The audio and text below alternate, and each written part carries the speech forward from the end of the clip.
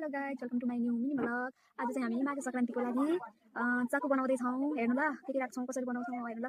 यो चाहिँ काटेको गुड पकाउँदैछौँ यसलाई पकाल्नको लागि, चाकु बनाउनको लागि।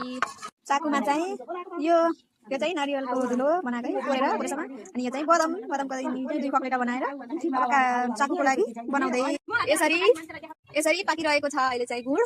अब यसमा चाहिँ घरको ताजा फ्रेस घिउ एड गर्ने। लु राख त बसन्त। यति घिउ राखेपछि यो टाँसिँदैन कराईमा भयो। यति घिउ राख्ने घरको अर्ग्यानिक घिउ। अब चाहिँ यिनी राख्दैछ। अब यसलाई एकछिन बाक्लो हुन दिने चाकु बनाउनको लागि। पाक्दैछ, अझै पाक्दैछ। वेट गर्नु ल, नातिकन हेर्नु ल पुरा भिडियो। हेर्नु त कस्तो मजाले पाकिरहेको छ, खाउ लाग्ने गरी अझै हुँदैछ, रेडी भएको छैन।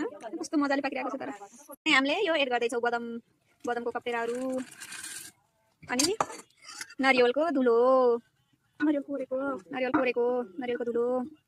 अब यसलाई चाहिँ मिक्सी गर्ने, मिक्स ओइल है गाइज, मिक्सी गर्ने मिक्स ओइल। रेडी हुँदैछ, कस्तो राम्रो देखेको छ, खाम लाग्ने। अब चाहिँ यस्तो बन्यो डिजाइन चाहिँ। अब यसलाई चाहिँ हल्का सुक्न दिने। अब चाहिँ यो रेडी हुन लाग्यो। अब चाहिँ हामी एउटा प्लेटमा घिउ लगाएर रेडी गर्दैछौँ। अनि त्यसमा यो चाहिँ खनाउने हो, म हजुरले देखाउँछु ल। हेर्नुहोस् त कस्तो राम्रो भयो। अब चाहिँ खनाउने थालमा, प्लेटमा खनाउने अनि चाकु बनाउने म खनाएको पनि देखाउँछु। अब चाहिँ यहाँ थालमा एड गर्दैछौँ हामी चाहिँ, थालमा घिउ लगाएर। अब हेर्नुहोस् यो कस्तो बन्छ, म लास्टमा हजुरलाई देखाउँछु। अब चाहिँ अर्को थालमा चाहिँ एड गर्दैछौँ। यो चाहिँ एउटा थालमा, यो चाहिँ अर्को थालमा। अब चाहिँ म यसको लास्ट भ्यू देखाउँछु ल कस्तो हुन्छ। यसमा चाहिँ तेल पनि एड गर्दैछौँ। ल हेर्नुहोस् कस्तो राम्रो देखियो, देखिन पनि।